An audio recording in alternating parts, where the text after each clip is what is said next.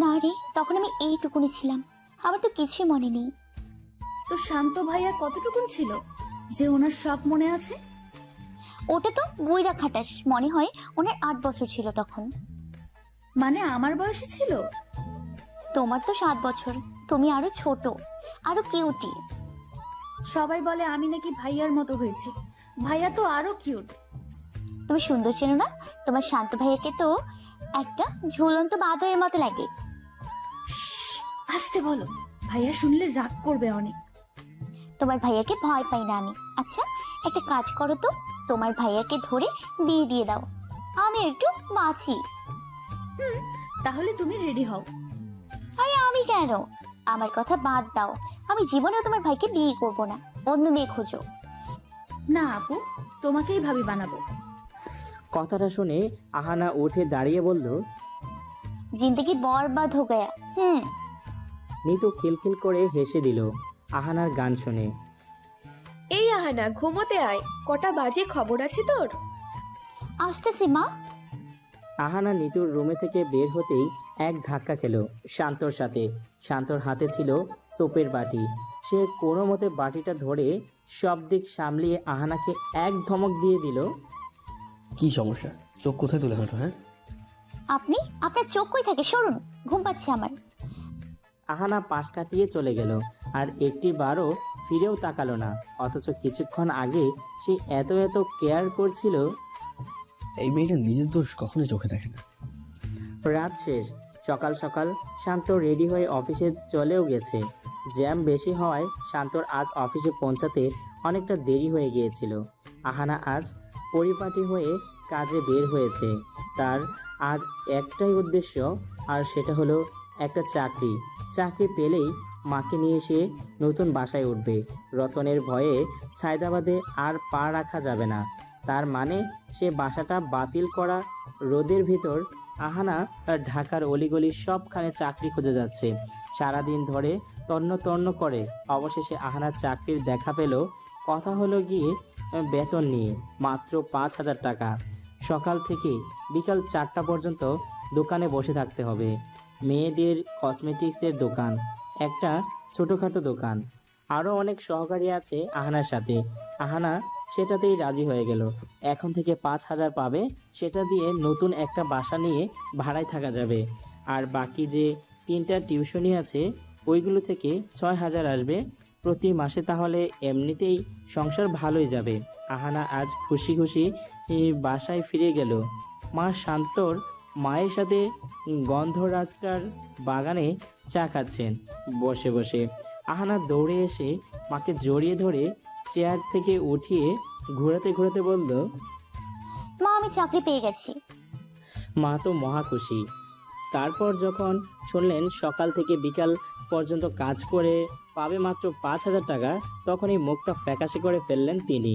তার উপর আহানা বলল সে কিছুতেই শান্তর সাথে এক বাসায় থাকতে চায় না। মা মন খারাপ করে বললেন, ওসব না হয় বুঝলাম, কিন্তু তোর পড়াশোনার কি হবে যদি সকাল থেকে বিকেল পর্যন্ত কাজই করিস? মা, ওসব বাদ দাও, সংসার চালাতে হিমশিম খেয়ে যাচ্ছি, আবার পড়াশোনা। এত কিছু খেয়াল রাখতে হলে আমার চাকরি করা হবে না। একটা চাকরি পেয়েছি, এটাই বা মন্দ কি? আহানার কথায় আজ মা নিজের অজান্তেই কেঁদে ফেললেন। সংসার চালানোর দায় ভার মেয়ের উপর দিয়ে মেয়ের থেকে তিনি তার সব ইচ্ছা স্বপ্ন তুলে নিলেন। স্বামী বাবা ছাড়া সব পরিবারের বুঝি এই হালই হয়? কবে এই দিনগুলো ঘুচবে আমাদের? তার উপর এমন একটা মেয়ে জন্ম দিলাম যে কারোর থেকে একটা টাকাও এমনি এমনি নেয় না। তার জন্য শান্তর মতো একটা ছেলে সাজানো গোছানো একটা পরিবারে রেডি থাকার পরেও সে এসব কিছু নাকচ করে তার এই সংসার চালানোয় মন প্রাণ সবটা দিয়ে রেখেছি। সে বোঝে না এসবেই সব হয় না। মাঝে মাঝে নিজেরও ভাবতে হয়, আত্মসম্মানকে উঁচু করে দেখতে গিয়ে সে আজ তার পড়ালেখায় বিসর্জন দিয়ে দিল। আজ ওর বাবা বেঁচে থাকলে এমনটা কখনোই হতো না। কেন আমার ভাগ্য একটা কার অ্যাক্সিডেন্টের দরুন এভাবে ছারখার হয়ে গেল? আহানার রুমে এসে নিজের জামা কাপড় সব গুছিয়ে ব্যাগ ভরে বিছানার উপর ব্যাগটা রেখে আবারও বাসা থেকে বেরিয়ে পড়ল। সে এবার যাবে বাসা খুঁজতে। মা মন খারাপ করে শান্তি রহমানের পাশে বসে আছেন। তিনি মেয়েকে মানা করতেও পারেন না, কারণ আহানা অনেক জেদি একটা মেয়ে, তার কাছে তার সম্মানটাই সব। শান্তর সাথে বিয়েটা হয়ে গেলে এত কিছুই হতো না। ভাগ্য এসে দরজায় কড়া নাড়ছে, আর এই মেয়ে কিনা দরজা বন্ধ করে বসে আছে। আহানা এই গলি সেই গলি খুঁজতে খুঁজতে অবশেষে একটা বাড়ি পেল, যেটাতে প্রতি ফ্ল্যাটের ইউনিটের 14 ভাগ করে ভাড়া দেওয়া হয়। মানে মানুষে গিজ গিজ করতেছে চারদিকে। 3 রুমের একটা ইউনিট ভাড়ার জন্য পেল আহানা, তাও 5 তলাতে। ছাদের সাথে অ্যাটাচ 3 রুম, 2টো বেডরুম আর একটা রান্নাঘর। 5,000 টাকা শুনে আহানা সেটাতেই হ্যাঁ বলে দিল। আর দেরি না করে আবার শান্তদের বাসায় ফেরত আসলো সে। মা একবার না করতেছেন তো একবার হ্যাঁ করতেছেন, যাওয়ার প্রতি কোনো মতই নেই তার। এদিকে শান্তি রহমান আহানার দিকে তাকাচ্ছেনও না। তিনি আহানার উপর প্রচণ্ডভাবে রেগে আছেন, কারণ আহানা একে তো বিয়েতে না করেছে, তার উপর এই বাসায় থাকতেও চাচ্ছে না সে। আহানা ওনাকে সালাম দিল, কিন্তু উনি আরেক দিকে মুখ ফিরিয়ে নিলেন। সাথে সাথে আহানা আর কি করবে, মন খারাপ করে মায়ের হাত ধরে চলে গেল বাসা থেকে। সন্ধ্যা 7টা বাজে। শান্ত সবে বাসায় ফিরতেছে। আজ একটু দেরি হয়ে গেছে, কাজের চাপ বেশি ছিল। সকালে লেট করে যাওয়ার কারণে শান্ত বাসায় ফিরতেই দেখলো বাসার পরিবেশ একদম ঠান্ডা, কোথাও কোনো টুস শব্দটাও নেই। শান্ত বিষয়টা নজর না দিয়ে ফ্রেশ হতে চলে গেল। আহানা কি নাই বাসায়? থাকলে তো আমার সূর্যমুখীর বাগানে ঢুকে লন্ডন বন্ধ করে ফেলতো সব। তাহলে কোথায়? নিশ্চয়ই আম্মুর গন্ধরাজ বাগানটায় গিয়ে ফুল ছিঁড়ছে। আজ এক ঝাড়ি দেবো ওকে। শান্ত টি শার্টটা পরে নিয়ে রুম থেকে বের হলো। রিপাকে নাস্তা দিতে বলে সব রুমে একবার করে চক্কর দিয়ে আসলো, কিন্তু কোথাও আহানাও নেই, ওর মাও নেই। শান্ত একটা বিস্কিট মুখে দিয়ে রিপার দিকে তাকিয়ে বলল, আহানা কোথায়? ওনারা তো চলে গেছেন কিছুক্ষণ আগে। মানে চলে গেছে? মানে কোথায় গেছে? আমাকে বলেনি কেন? আহানারা নতুন বাসা নিয়ে সেখানে উঠেছে। আহানা নাকি একটা দোকানে চাকরি পেয়েছে। হোয়াট? আর আমাকে একবারও জানালো না? মা ওদের বাধা দেয়নি? আহানা তো শুনে না কারো কথা। শান্ত রেগে নিজের রুমের দিকে চলে গেল। আহানা রে, এটা কোথায় বাসা নিলি? এরকম চিপা কেন? থাকবো কেমনে? এত মানুষের হইচই কেন? আমার দম বন্ধ হয়ে আসতেছে। তো কি করবো আর, অন্যের বাসায় থাকা চেয়ে এটা 1000 গুণ ভালো। তুমি সবসময় অন্যের দয়ে থাকতে চাও কেন বলো তো? যাতে তোকে ভালো জীবন দিতে পারি, তা তো বুঝবি না তুই? আমার ভালো জীবন লাগবে না মা, আমার আত্মমর্যাদা সম্পূর্ণ একটা জীবন চাই, যেখানে আমি আমার পরিশ্রমের কামাই দিয়ে তোমাকে নিয়ে বাঁচতে পারবো, কারোর কোনো দয়া থাকবে না। যা, কি রাঁধবি রাত। রাতে কি না কি খেয়ে থাকবো তোর আত্মসম্মানের জন্য। আহানা মুখটা ছোট করে রান্নাঘরে গেল। চোখে পানি এসে গেছে তার। চোখ মুছে রান্নাঘরটা একবার পরখ করে নিল সে। পুরো তাকগুলো খালি, সবই খালি। হাতে টাকা আছে 1500। এগুলো দিয়ে মাসের বাকি দিন মানে 20 দিন কাটাতে হবে। পরের মাসে বেতন পাবো। এখন বরং তরকারি কিনে আনি। আহানা বাসা থেকে বের হতেই শুনতে পেল নিচে কতগুলো ছেলের হট্টগোল, সবগুলো চিকনার দল। 17 থেকে 18 বছর বয়সী হবে মনে হয়। আহানা মাথার ঘুমটা টেনে চুপচাপ নামতেছে সিঁড়ি দিয়ে। ছেলেগুলো কথা বলা বন্ধ করে আহানার দিকে তাকিয়ে আছে সবাই মিলে। মনে হয় আর এর আগে মেয়ে দেখেনি। এবার সবাই ফিসফিস শুরু করে দিল একে অপরের সাথে। একজন বলল, মনে হয় নতুন এসেছে মেয়েটা। আরেকজন বলল, মনে হয় বড় আপু। আরেকজন বলল, তাহলে আসসালামু আলাইকুম। আরেকজন বলল, সিনিয়র আপু যখন বউ। এটা নিয়ে সবাই হাসাহাসি শুরু করে দিয়েছে। আহানা পিছন ফিরে কোমরে হাত দিয়ে বলল, আরেকটা আছে, সিনিয়র আপু যখন শাশুড়ি। এটা বলেই আহানা চলে গেল। এবার সবাই মিলে হাসতে হাসতে লুটোপুটি খাচ্ছে। এটা কি বলল মেয়েটা? আহানা নিচে নেমে এদিক ওদিক তাকালো। এই সময় তরকারি পাবো কই? এই এলাকা তো ভালো করে চিনি না আমি। সামনে দোকানপাট আছে, আর এপাশে সব বাড়ি, 2 তলা 5 তলা 7 তলা এরকম। তো আহানা সামনের রাস্তার ওপাশে গেল দোকানদারকে জিজ্ঞেস করার জন্য। আসসালামু আলাইকুম আঙ্কেল। ওয়ালাইকুম আসসালাম। আঙ্কেল, এখানে আশেপাশে কোথাও তরকারি বাজার আছে, বলতে পারবেন? তুমি তো মনে হয় এখানে নতুন। তরকারি বাজার তো এখান থেকে দূরে, তবে এই সময় ভ্যানগাড়ি যায় এই রুট দিয়ে, ওটাতে তরকারি পাবা। এখন? আচ্ছা, আমি অপেক্ষা করছি। আহানা দালানগুলোর দিকে চেয়ে চেয়ে দেখতেছে। টিনের ঘর পেল না, পেলে হয়তোবা ভাড়া আরও কম লাগতো। যেহেতু বেতনে সব হয়ে যাবে, তাই দালানের উঠল।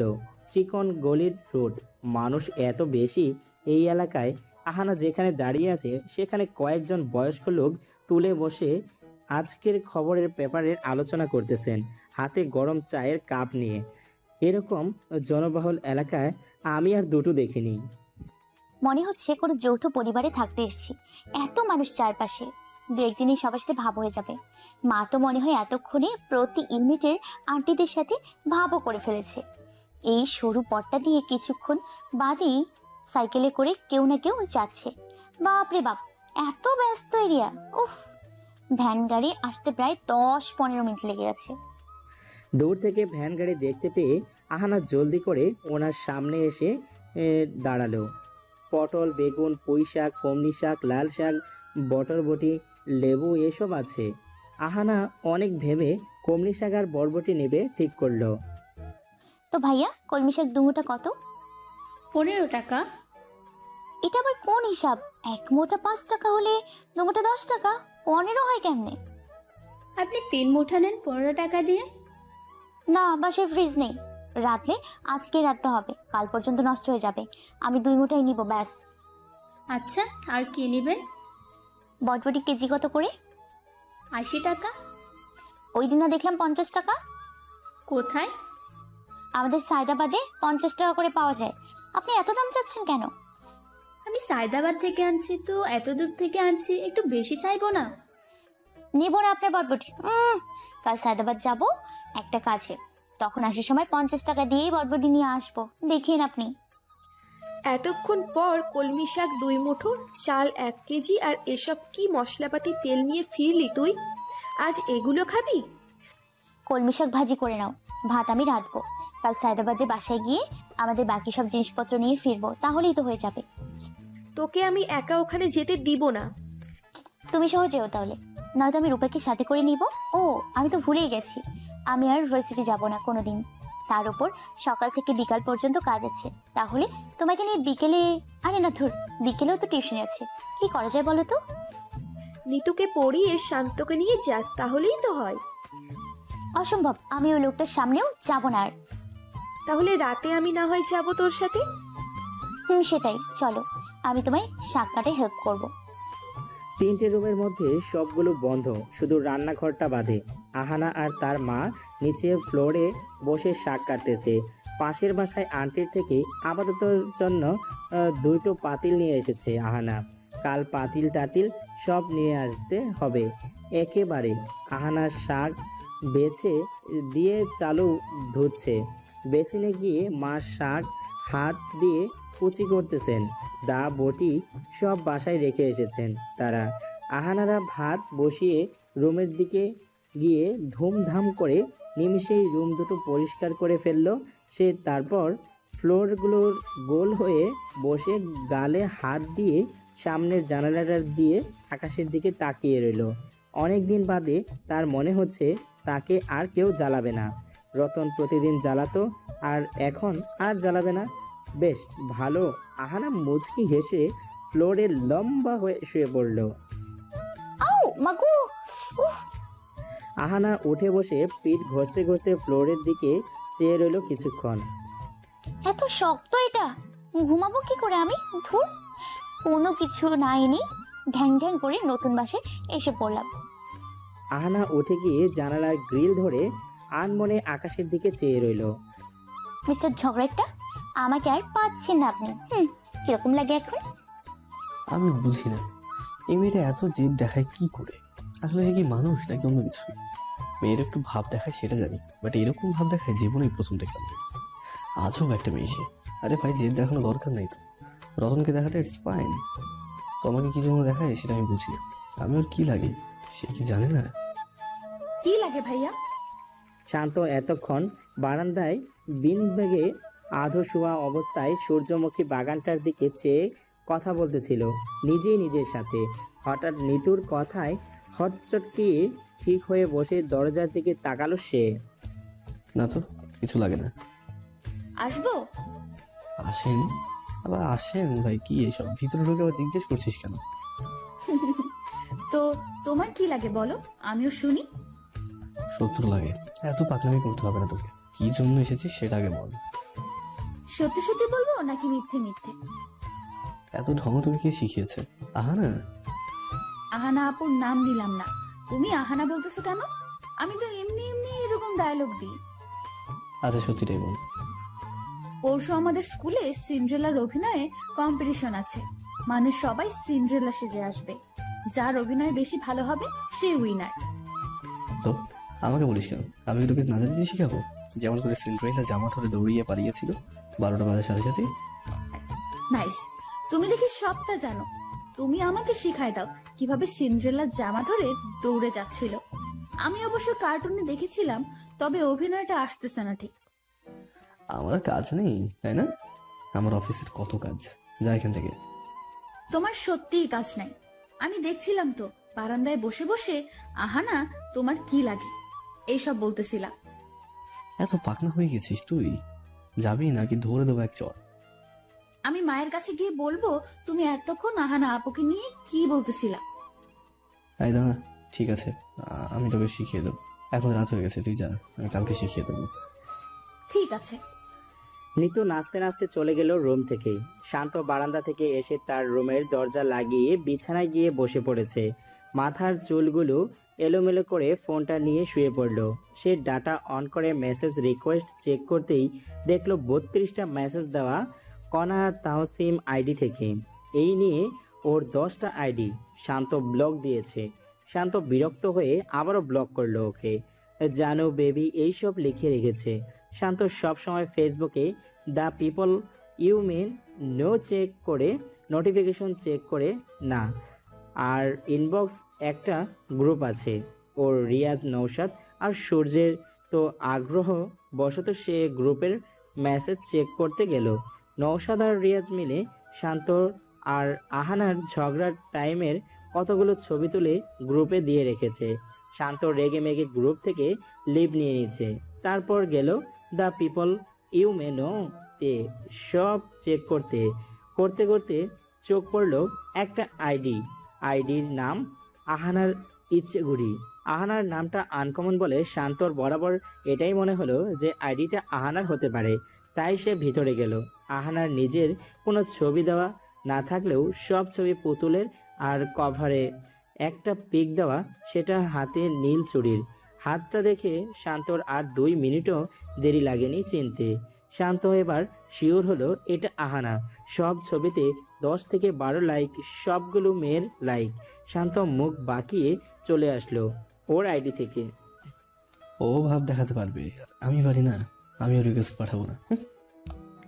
এই যে আত্মসম্মানের রানী, আসেন খেতে আসেন। কিছুই তো আনেননি, পাতিলে রেখেই খান, খেয়ে আমাকে উদ্ধার করেন। আহানা মুখ বাঁকিয়ে মায়ের হাতে খাবার খেয়ে নিল। তারপর কোনো রকম ফ্লোরে মায়ের শাড়ি বিছিয়ে শুয়ে পড়ল। ব্যাগ মাথার নিচে দিয়ে পরের দিন সকালে হতেই আহানার ঠিক করলো যেহেতু 9টা থেকে দোকানে বসতে হবে, তো এখন গিয়ে সায়দাবাদ থেকে সব জিনিসপত্র নিয়ে আসার মোক্ষম সময়। রাতে যেতে ভয় করে, তাই মাকে ঘুম থেকে উঠিয়ে দুজন মিলে সায়দাবাদ এসে পৌঁছালো। তখন সকাল 7টা বাজে। এদিক ওদিক বারবার তাকাতে তাকাতে আহানা আর তার মা হেঁটে চলেছে, সম্পূর্ণ ভয় রতনকে নিয়ে।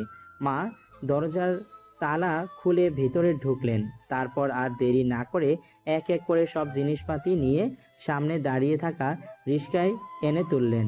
এখন বাকি রইল খাটটা, সেটা আর রিস্কায় আটলো না।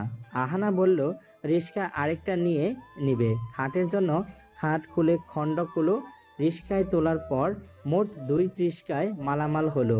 আহানা আর মা তাই রিস্কা আরেকটা নিয়ে ফিরলেন। আহানা রিস্কাওয়ালার টাকা বুঝিয়ে দিয়ে মাকে বলল আস্তে আস্তে সব গোছাতে, আর নয়তো রেখে দিতে, সে এসে সব ঠিক করবে। এখন সে তার কাজে যাবে। মা ঠিক আছে বলে ওকে 1 বোতল পানি এগিয়ে দিল। আহানা 1 বোতল পানি ব্যাগে পড়ে বের হলো বাসা থেকে। আজ থেকে তার দায়িত্বের ভার বাড়লো, কাজ বেশি, টাকা কম, পড়ালেখাও বন্ধ। কত কিছু যে বিসর্জন দিলাম, একদিনই নিজেকেই বিসর্জন দিয়ে দিব আমি। তাও হাল ছাড়ব না। আহানা আজ হেঁটেই সেই দোকানটায় আসলো। এমনিতেই মালামাল আনতে গিয়ে অনেক টাকা খরচ হয়ে গেছে, তাই বাধ্য হয়ে সে হেঁটেই আসলো। এদিকে দোকান খুলে দিয়েছে। দোকানের মালিকিনী, রহিম আপু, বাকি সহকারীরাও এসে গেছে। আহানা সালাম দিয়ে ভিতরে গিয়ে চেয়ার টেনে বসলো। মালিনী সবাইকে সবটা বুঝিয়ে দিয়ে চলে গেল তার কাজে। আহানা গালে হাত দিয়ে বসে আছে। এত বোরিং লাগতেছে ওর। প্রায়ই 2 ঘন্টা হয়ে গেছে, এখনো একটা কাস্টমারও আসলো না। কি ব্যাপার উষা, এসব কি? আমি না তোমাকে বললাম মিস্টার রূপমের ফাইলটা আনতে, তুমি সিরাজের ফাইলটা এনেছো কেন? কিন্তু স্যার আপনি তো বললেন রূপমের ফাইল না আনতে, ওখানে যে ফাইল আছে সেটা আনতে, তাই তো আমি এই সিরাজের ফাইল এনেছি। ও, আমি ভুলে গেছিলাম। যাও এখন তুমি। স্যার কপি পাঠাবো? না, তা দরকার নেই। এই সময় আবার রিয়াজের ফোন। এবার যদি বলে বিয়ে ঠিক, তো বলবো আমি আসবো না। এই কনার বিয়ে তো বিয়ে ভালো লাগে না আমার। হ্যালো, কিরে হারামি, তোর ফোন দিয়ে তো দেখোস না নাকি? আহানার সাথে অলসেট, গ্রুপেও মেসেজ সিন করে লিফট নিয়েছিস, কি ব্যাপার? ওর কথা তুলবি না, বাদ দে। কি জন্য ফোন করেছিস সেটা আগে বল। আগামী মাসের 4 তারিখে আমার গায়ে হলুদ, পরের দিন বিয়ে। আপনি কিন্তু 10 দিন আগেই যাত্রা মুরাতে এসে হাজির হবেন। আমি কিছু শুনতে চাই না, নো এক্সকিউজ। বাপের বাড়ির আবদা, তাই না? হ্যাঁ, আমার আর কাজ নাই যে 10 দিন আগে গিয়ে বসে থাকবো তোর বাসায়। আমি তো বিয়ের দিনও যাবো না। কনার ব্যাপারটা ভুলে যা। এবার বলে দিবি তোর আর আহানার বিয়ে ডান, তারপর আর কিছু বলবে না, দেখিস। তার মানে আহানাকে আবারও আমার সাথে তোর বিয়েতে আর গায়ে হলুদে নিয়ে যেতে হবে? তো তাহলে তুই বল, কোনা থেকে কি করে বাঁচবি? আমি তোর বিয়েতে যাবোই না, ব্যাস। তাহলে তোর বিয়েতে আমি, নৌশাদ আর সূর্যও যাব না, দেখিস তুই। আসিস না, বাই। শান্ত কল কেটে দিয়ে ফোন টেবিলে রেখে দিল। তারপর উঠে গিয়ে ওর অফিসের রুমটার জানালার পর্দা সরিয়ে ফেললো এক টান দিয়ে। নিচের গাড়ি আর মানুষগুলোকে পিঁপড়ার মতো লাগতেছে, আর ওপরে বিশাল আকাশ, টুকরো টুকরো মেঘ ভেসে চলেছে। শান্ত আকাশের দিকে তাকিয়ে থেকে চুপচাপ টেবিলের উপরে থাকা ফোনের দিকে একবার তাকালো। তারপর এসে ফোন হাতে নিয়ে আহানার মাকে ফোন করতে গিয়ে থেমে গেল। না, আমি ফোন করবো না। করলে আন্টি ভাববে আমি আহানাকে পছন্দ করি। তাক, ফোন করবো না। ও যেমন তেমনই থাক, আমার কি। বরং ভালোই আছি, সে জ্বালাচ্ছে না, ঝগড়া করছে না। আহানা আজ সারাদিন শুধু 2টো কাস্টমারের মুখ দেখেছে। কতবার যে চোখে ঘুম এসে গিয়েছিল তার খবরই নেই। কিন্তু চাকরি তো চাকরি, পড়তে তো হবেই। বিকেল হলেই তো দোকান থেকে বের হয়ে চিত্রাকে পড়াতে গেল সোজা। তারপর চিত্রাকে পড়ানো শেষ করে রুনা আর শিওয়াকেও পড়ালো। এবার শেষে নিতুকে পড়াবে। হাত পা চলছে না, আস্তে করে হেঁটে আসতেছে সে। ভাইয়া, হোয়াট? শান্তিতে কফিও খেতে দিবি না? এমন করে চিল্লাস কেন?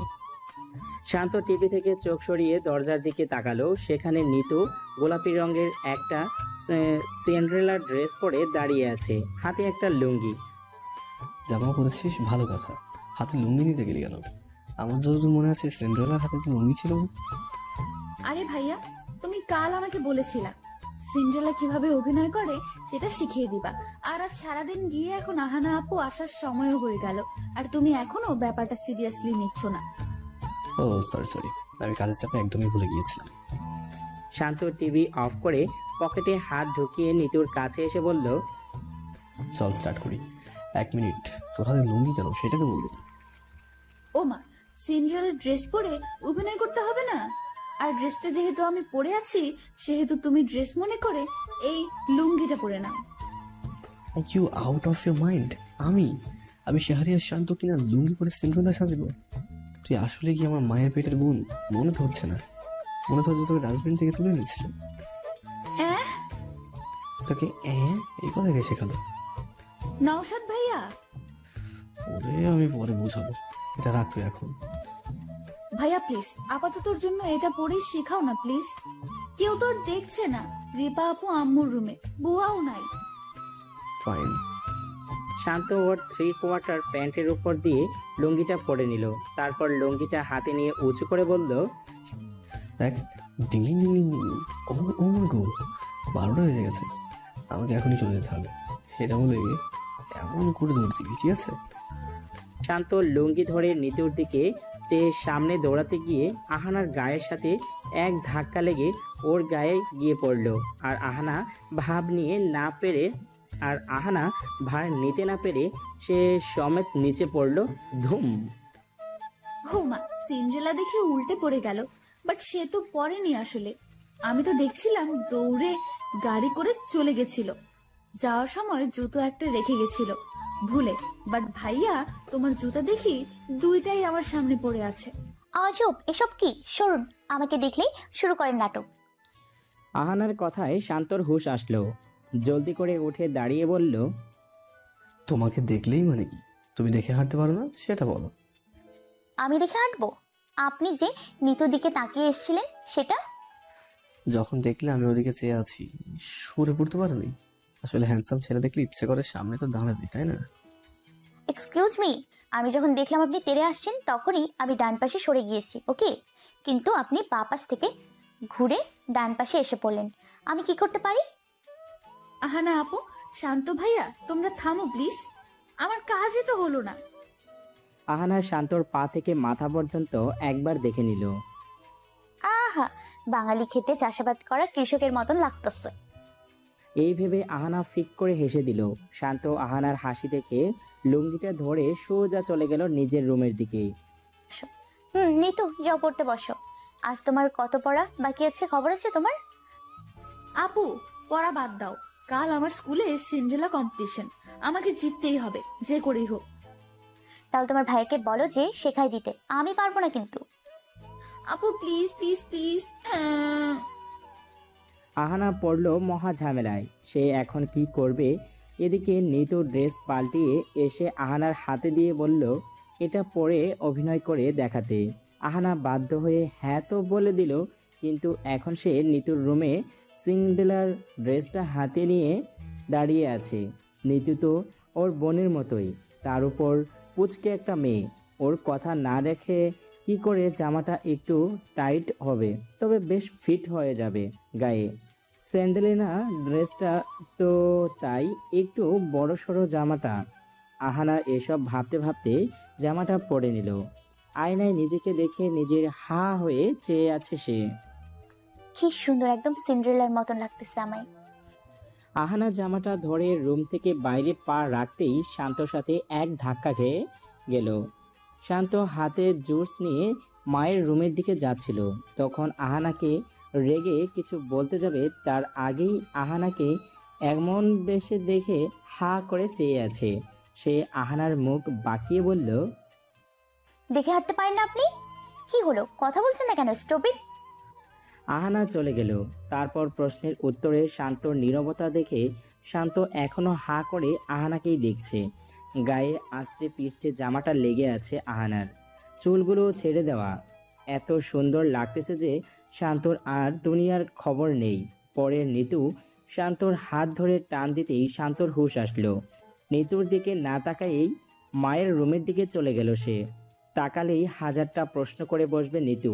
আহানা নিতুকে বেশ ভালো মতো অভিনয় কি করে করতে হবে শিখিয়ে দিয়েছে, তাই আজ একটু দেরি হয়ে গেল। একেবারে 8টা বেজে গেছে। আহানা ঘড়ির দিকে চেয়ে হা করে বলল, এমা এত দেরি হলো কি করে? আমাকে তো তাড়াতাড়ি বাসায় ফিরতে হবে। আহানা জামাটা চেঞ্জ করে বাসা থেকে বেরিয়ে এক দৌড় দিল। তার আগেই কেউ ওর হাত ধরে আটকে ফেলেছে ওকে। আহানা হাতের দিকে তাকিয়ে তারপর যে ধরেছে তার মুখের দিকে তাকালো। শান্ত মুখটা গম্ভীর করে চেয়ে আছে ওর দিকে। আমার আজ এমনিতেও দেরি হয়ে গেছে, আর আপনি কিনা আমার হাত ধরে আটকে আমার সময় আরো নষ্ট করছেন। তুমি আবারও একা একা রাত করে বের হয়ে বিপদ মাথায় তুলতে চাও? তো তাতে আপনার কি? শান্ত আহানার হাত হ্যাচকা টান দিয়ে নিজের কাছে নিয়ে এসে স্বাভাবিকভাবেই বলল, আমার কিছু হবে না, তবে আমার দায়িত্ব বটে। দায়িত্ব? কিসের দায়িত্ব? আমি তো আপনার কিছু লাগি না, তাহলে কিসের দায়িত্ব আপনার? আমার বাবার বেস্ট ফ্রেন্ডের মেয়ে তুমি, তো আমার তো অনেক কিছুই লাগে। চাপা মারবেন না, হাত ছাড়ুন। ছাড়বো না, চলো আমার সাথে। শান্ত আহানার হাত ধরে হেঁটে চলল কারের দিকে।